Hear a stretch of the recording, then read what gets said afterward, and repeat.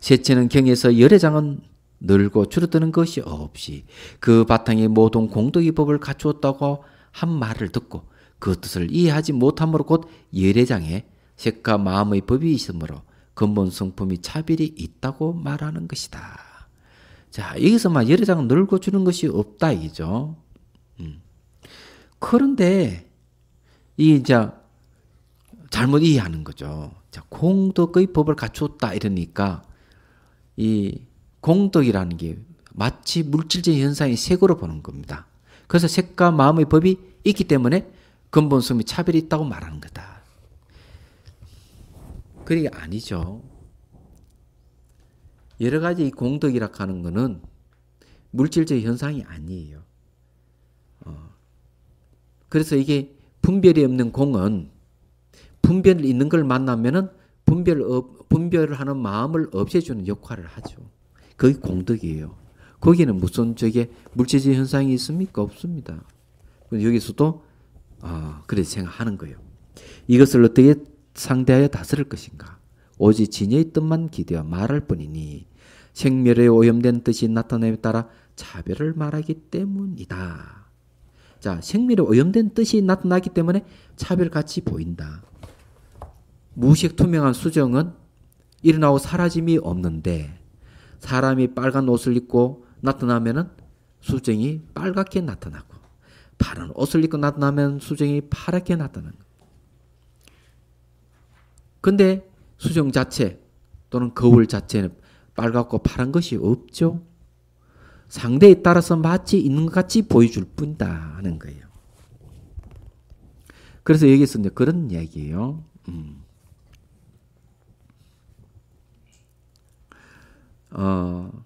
그래 이제 착각을 하면 안 된다. 넷째는 경에서 모든 세간의 삶과 죽음으로 대두된 오염된 법이 모두 열애장에 기대어 있기에 모든 법이 진여를 여의지 않는다고 한 말을 듣고 이해하지 못하게 열애장 자체의 모든 세간의 삶과 죽음과 같은 법을 다 갖추고 있다고 말하는 것이다. 자, 그 열애장이라는 말을 잘 이해를 못했단 말이죠. 세간의 삶과 죽음 전부 다 열애장에 기대에 있기 때문이다. 그러면은 기대에 있다가는 의지하고 있다는 것이지 열애장 자체의 삶과 죽음이 있다는 게 아니에요. 그런데 이제 오해해가지고 열애장에는 삶과 죽음이 다 갖추고 있다 이렇게 생각하는 거예요. 열애장 할 때 열애장경에서 뭘 얘기하는가 하면은 부처님 이상에 출연하거나 출연하지 않거나 상관없이 열애장은 상주한다. 이래 나왔습니다. 상주하는 열애장에 무슨 삶과 죽음이 따로 있습니까? 없습니다. 그런데 열애장을 의지해서 삶과 죽음 모습을 보이긴 보여요. 그렇지만 그 속성은 아니단 말이에요. 그래서 이제 이 이야기를 하는 겁니다. 이것을 어떻게 상대하여 다스릴 것인가? 열애장은 본디부터 오직 겐지스 강보리알보다 더 많은 깨끗한 공덕만 있어. 자, 깨끗한 공덕만 있다 그랬어요. 진여의 뜻을 여의지도 않고 끊이지도 않고 다르지도 않기에 겐지스강 모리알보다 더 많은 번뇌인 오염된 법은 오직 헛되이 있을 뿐 그 성품 자체가 본디 없어 시작이 없는 때부터 일찍 열애장과 맞서 대응한 적이 없기 때문이다. 만약 열애장 자체에 헛된 법이 있다면 이것을 정당하여 영원히 헛된 법을 없앤다는 것은 옳지 않기 때문이다. 자, 공덕 할 때 이것 좀 얘기를 좀 해야 됩니다. 공덕이나 복덕. 공덕과 복덕의 차이를 육교 해능 스님께서 이제 분명히 가리고 이 얘기를 합니다. 그 공덕에 대한 일화를 얘기하자면 이런 거죠.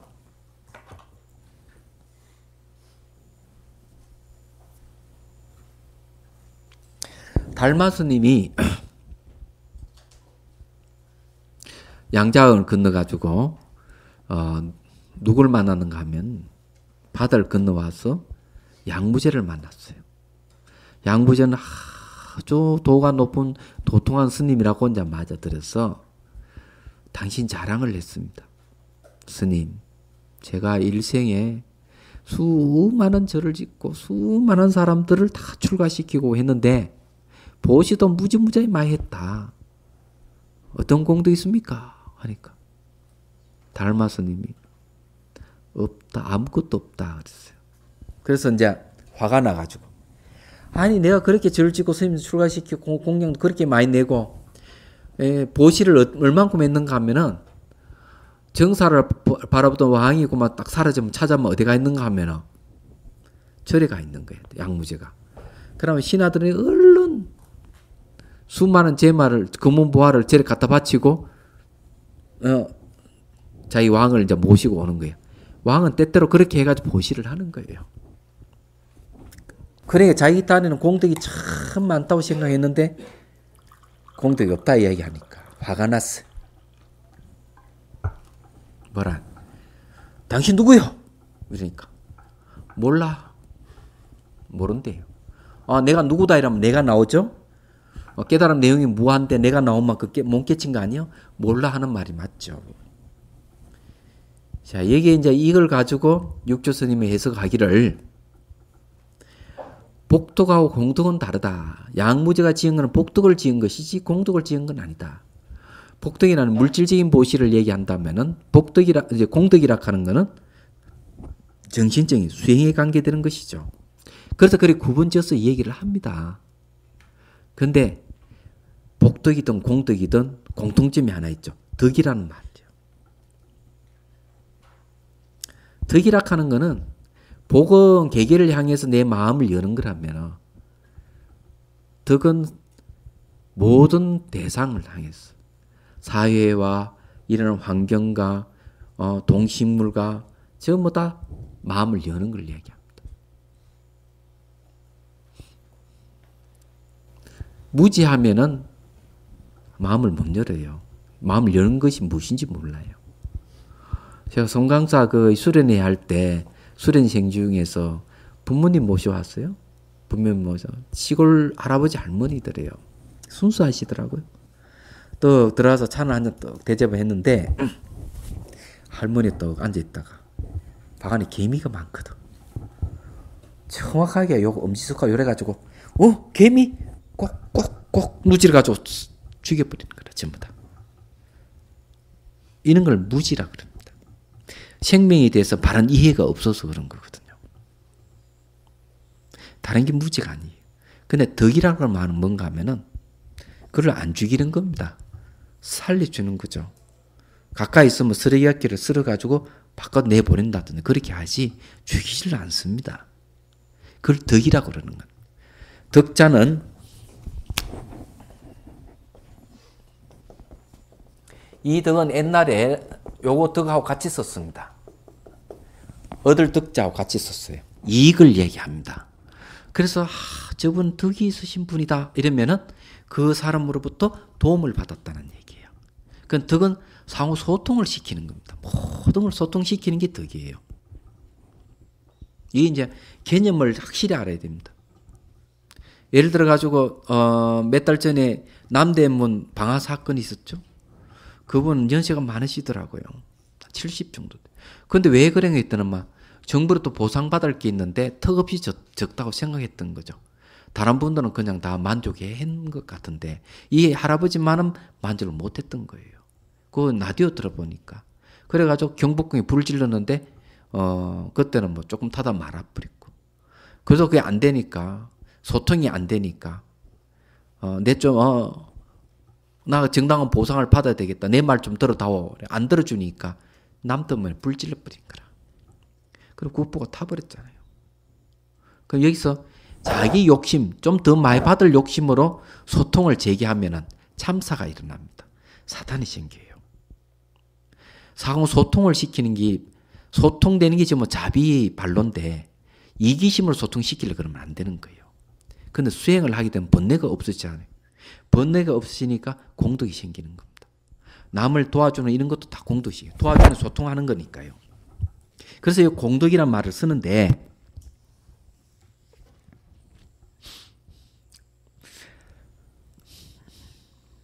이제 공덕이 깨끗한 공덕만 있어 이랬어요. 이때 깨끗하다 하는 것은 번뇌가 없다는 얘기죠. 텅 비어 있는 겁니다. 그러면 이거는 예를 들어 이렇게 표현할 수 있습니다.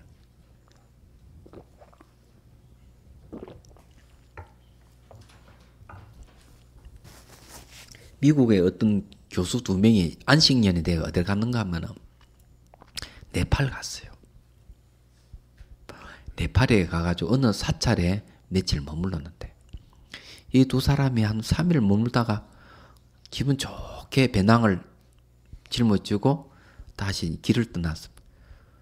아이, 나왔는데 이상한 거야. 절에 있을 때는 아무 생각도 안 나고 편안하게 좋았는데 배낭 지고 탁 나오니까 온갖 잡생이 다 일어나는 거예요. 야, 이상하다. 그래서 다시 그 절을 찾아 들어갔어. 찾아 들어가니까 정말 아무 생각, 의식이 성성하게 깨있고 아무 생각 안 나는 거라. 그래 이 두 교수가 찾아보니까 그 절에 깨달은 노스님 한 분 계셨는 거예요. 그러면 그렇지. 내 책에 거의 나오더라고요. 그런데 정화 스님이 한 번 그런 이야기예요. 자기가 대만에 한 번 간 적이 있는데 그 선지식이 있어서 그 해상에 한 3개월 살았다네요. 희한하게도 그 큰 스님 밑에 있을 때는 잡생각이 거의 안 나더래요. 도랑 딱 벗어나면 온갖 생각이 다 난다. 도인이 있으면은 그게 다른 겁니다. 그게 뭔가 하면 깨끗한 공덕이 힘이 있기 때문에 그래서 이게 번뇌가 없고 도력이 있는 사람 옆에 있으면 번뇌가 별로 없는 거예요. 그 영향을 받아가지고.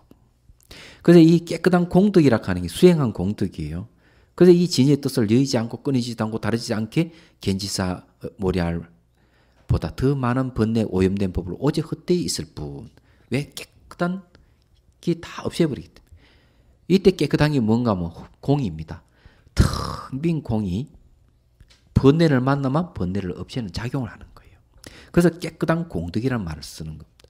번뇌는 너 나의 관계를 단절시키주기지만은 도인이 있다면은 마음이 확 열려 있기 때문에 상대의 마음을 갖다가 어루만져주고 소통시켜주죠. 예를 들어 이런 겁니다. 또 사례를 얘기하자면요. 이 깨끗한 공덕이 어떤 것인지. 광양에 사시는 보살이 암이 걸려가지고 병원에 뭐 가도 뭐 그렇고 뭐 어떤 말도 안 되는 거야. 근데 이 사람이 교회 집사야. 지금은 아니지만은. 그러다가 이제 우연히 꿈을 꿨는데 칠불암에 간 거예요. 한 번도 가본 적이 없는데 딱 가보는데 간판에 칠불암으로 돼 있더라는 거. 그래서 꿈을 깨고는 갑니다. 갔더니만 거기서 이제 누굴 만나느냐 하면은 노스님을 이제 만나야 되는데 그 시자 스님이 오늘 저게 그 노스님께서 아짜방에서 이게 누룽지를 해 드시고 싶다 그러니까 그쪽에 이제 사무실에 하고 해드리죠 이러는데 이 집사보살 옆에 있다가 제가 해드리겠습니다 이러는 거라. 그래가지고는 이제 그것이 인연이 돼가지고 일주일에 한 번씩 누룽지를 해가지고 갖다 이제 올린다. 한 반철 지나고 난 뒤에 노스님 챙겨나게 됐어요. 가가지고 탁 저를 챙겨나면 노스님 딱 보자마자 응응응 울기 시작하면서 막 소리내 울었대. 펑펑펑 한 30분 이상 계속 노스님 얼굴만 쳐다보고. 근데 몸이 가볍더라는 거죠. 병원에 갔어요. 암이 깜짝같이 사라져버렸어. 노스님 누구냐? 청한 노스님. 수행하는 분들은 그런 힘이 있는가 봐요. 요번에 달람살라에 갔을 때도 이 아주 학식이 있는 학자인데 누구는 안 밝히겠습니다만 가가지고 법회 보는데 존자님이 벌써 걸어오기 시작하면 막 눈물을 펑펑펑 쏟는 거예요. 그 남자인데 막 옆에 막 보살도 있고 뭐 천명 가르쳐 막 법회를 3번 받는데 3번 다 울었다는 거라. 근데 운 사람 제법 돼요. 희한하게도. 그러면 하나만 이상하지. 나는 감정도 없는데 왜 눈물이 나는지 모르겠다고. 울고 나니까 뭔가 마음이 가볍고 좋다. 얼굴이 깨끗해지고. 구사님이 그래요. 그러니까 이게 깨끗한 공덕이라 하는 게 어떻게 작용하는가 하면은 텅 빈 마음, 번뇌가 없는 이 비어있는 마음이 번뇌를 없애주는 역할을 한다는 거죠. 그게 공덕이에요. 상호 소통시키는. 번뇌라 하는 장애물을 없앤다 하는 상호 소통시키는 겁니다. 그게 덕자가 들어가는 겁니다. 공덕이라는 말이 그런 뜻이에요. 자, 다음 봅시다. 다섯째는 경에서 열애장의 기대기에 삶과 죽음이 있고 열애장의 기대기에 열반을 얻는다. 그 말을 듣고 이해하지 못함으로 중생은 시작이 있다고 하고 시작이 있다고 생각함으로 또 열애가 얻은 열반은 그 끝이 있어 다시 중생이 된다고 말하는 것이다. 자, 이게 중요한 건데요.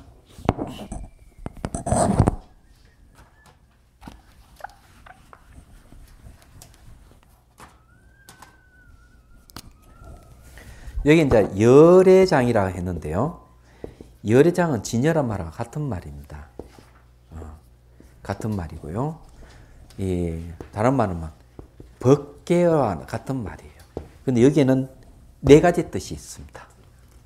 첫 번째, 무시시래.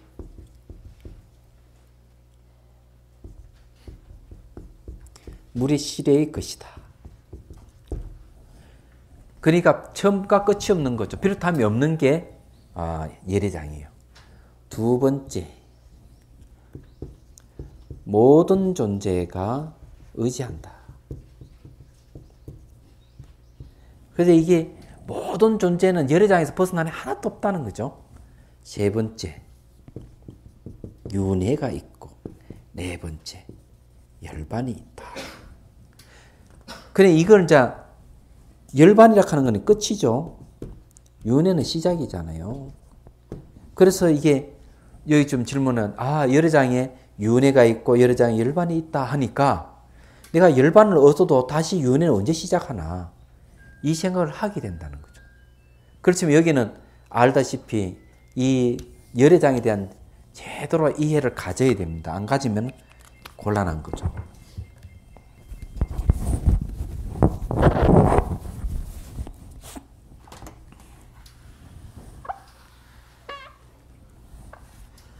이 열애장 다른 말이 아니고 연기를 얘기합니다. 연기라 하는 것은 이런 거예요.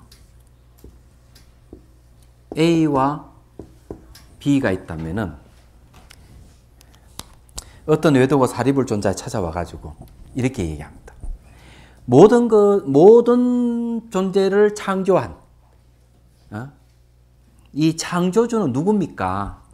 누가 창조했습니까? 이렇게 사리불 존자가 그런 건 없다. 누가 창조하거나 창조한 누구라 하는 그런 건 없다.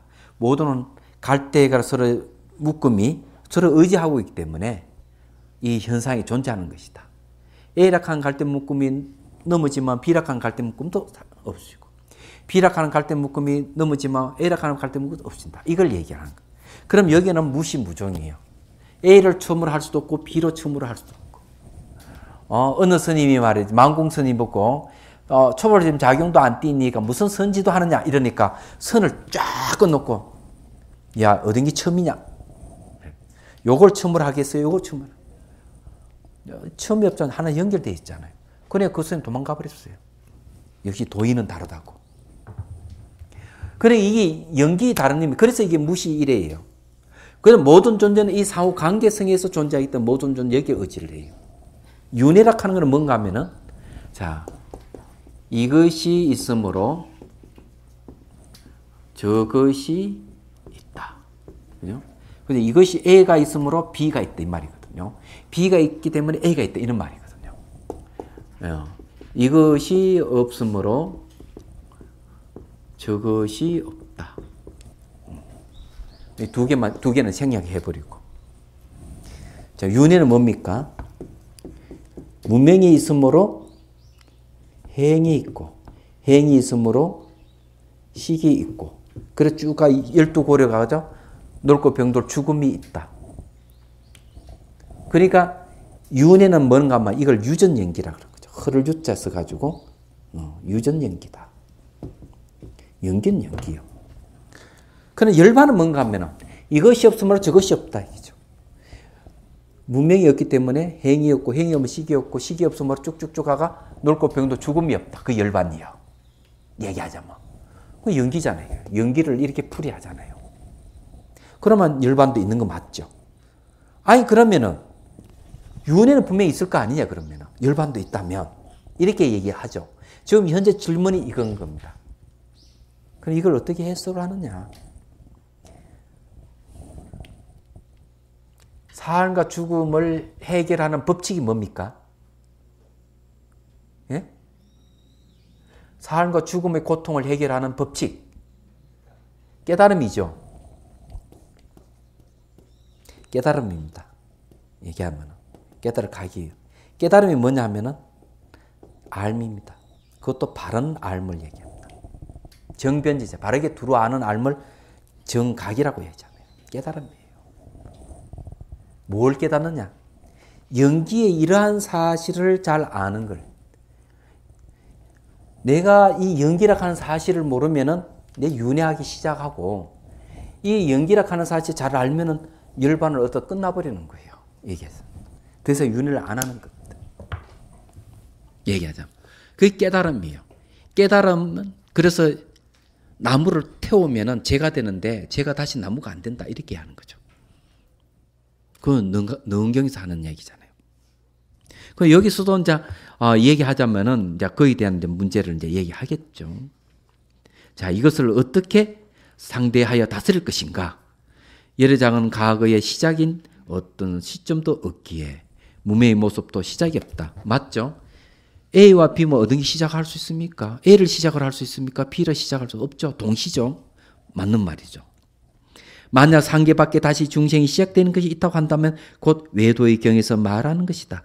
또 열애장은 미래의 끝이 어떤 시점도 없으니 자, A를 끝으로 할 겁니까? B를 끝으로 할 것입니까? 안 되죠. 그래서 모든 부처님 얻은 열반도 이에 맞서 미래의 끝이 어떤 시점도 없기 때문이다. 그러니까 윤회와 열반의 처음과 끝이라 하는 것이 사실 없는 것이죠. 무시실의 존재입니다. 처음과 끝이 없다 이거죠. 모든 존재는 저걸 의지한다 했으니까 모든 존재가 그대로 열반이에요. 일체법 열반이 그래서 나온 겁니다. 그럼 차이점이 뭐냐? 윤회하는 것도 연기고 열반에 들어가는 것도 연기니까 연기를 깨달아버리면 된다. 그러면 윤회를 안 한다. 왜? 윤회는 고통이 세계죠. 의식이 깨어나버리면 처음과 끝이 없음을 알았기 때문이다. 내가 깨달았다 하는 것은 처음과 끝이 없음을 알았다는 얘기예요. 그럼 처음과 끝이 없음을 알아버리면 시작하는 문명이 어디 있습니까? 끝인 죽음이 어디 있습니까? 처음과 죽음, 그럼 문명과 고통? 이거 없는 거예요. 그러니까 뭐가 없는가 하면은 윤회가 없어지는 거죠. 그럼 열반이라고 하는 것도 없는 거죠. 가치 없는 겁니다. 그래서 열반에도 머물지 않는다고 무주처 열반이라고 하는 거죠. 얘기하자면. 그래서 부처님이 깨달은 내용이 연기법이라고 하는 사실을 명확하게 알아야 돼요. 연기법이 다른 이 법계입니다. 또는 법성이라 하기도 열애장, 진여, 일심, 공, 연기 다른 이름이에요. 어느 거사가 그러대요. 불교는 깨달음 내용을 명확하게 제시하고 있지 않다. 이런 헛소리를 하대. 그래 단장 그 사람이 제대로 공부를 안 했구만요. 불법 공부를 제대로 했으면 깨달음 내용이 뭔지 알 텐데 명백백교에 다 드러났는데 왜 그걸 모릅니까? 눈을 동그랗게 뜨고 그게 뭡니까? 연기법 아닙니까? 연기, 공, 진여, 무아, 열애장 쫙 됐죠. 일착자, 한 물건, 하두, 주인공. 무슨 할 말이 있어요? 당연히 없죠. 그러니까 모르면 그래 헛소리를 하는 거예요.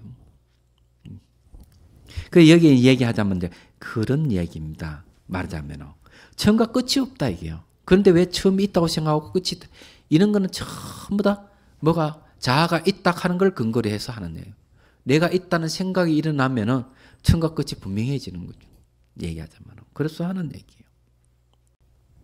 자, 이 5가지를 쭉 보면은 자아가 없다가 주제하는 자아가 없다 하는 걸 알 수 있죠.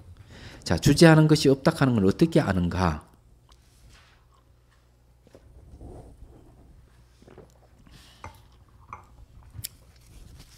원각경 에서 그 보현보살장에서 호응에 꽃이 피고 지는 걸 분명히 이야기합니다. 호응에서 꽃이 피었다가 꽃이 진다. 그는 생겼다 사라졌다 한다는 거죠. 그 바탕인 호공은 생겼다 사라졌다 하지 않는다는 겁니다. 왜? 처음도 없고 끝이 없기 때문에. 그래서 이 호공에 비유해 가지고 원각이라 하는 것은 처음도 없고 끝이 없는 것이다. 그러니 거기에는 무슨 윤회가 있고 열반이 따로 뭐 있습니까? 없죠. 그래서 수행하는데 가장 중요한 것은 뭔가 하면은 변화를 볼 줄 알아야 돼요. 그러다 불교 모든 수행은 변화를 보게 합니다. 호흡 관찰하면 호흡 들쑥날쑥을 봐라. 몸에서 일어나고 사라진 걸 잘 지켜봐라. 이렇게 하는 거죠. 무슨 현상이 생겼다가 중요한 게 아니고 어떤 현상이든 정신 현상이든 물질 현상이든 일어나고 사라짐을 잘 보면은 일어난 적도 없고 사라진 적도 없는 그 바탕을 보게 되죠. 그러면 견성하는 거예요. 깨닫는 겁니다. 이게. 10분 쉬었다가 하죠.